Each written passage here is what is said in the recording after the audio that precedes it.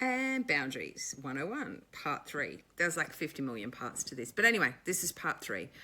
What's really also worth understanding about boundaries is that there are different types of boundaries. So there are physical boundaries. As an example, I'm currently in my studio and that door over there is closed and the curtain is closed. And the boundary associated with that is I'm at work, don't disturb me.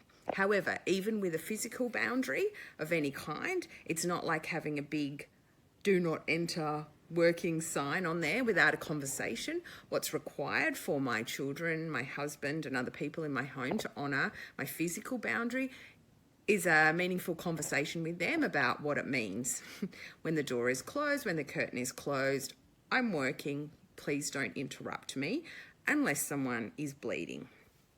Usually it's got to be a meaningful conversation with them so they understand what the boundary means. There are also time and space boundaries, which you can implement by having a very clear calendar and honouring the time that you are spending doing on certain things. One of the ways I do this is that I have a 5:30 finish time, and I really honour that by at 5:30 walking out those doors and being available to my family. And not ever going over that. That's a boundary that I honour in myself, but it also helps others honour me, knowing that at 5:30 I will be coming out. I'm not going to keep pushing that out.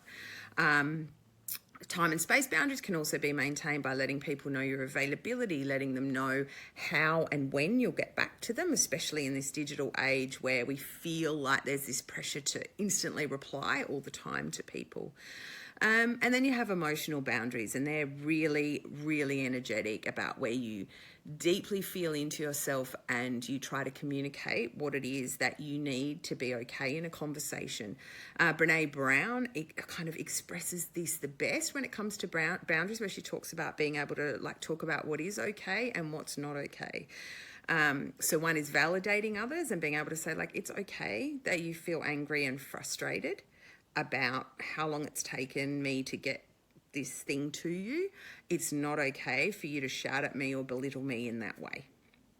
And I think when you okay something first and you validate someone's feelings and wherever it is that they're at, and you make however they're being okay for them, but you then very clearly state what is not okay with you, then you're implementing the boundary in such a beautiful way. And you'll find that the clearer you are in your communication with others about what you need, and the less resentment and anger you hold to put that in place, the better you will be.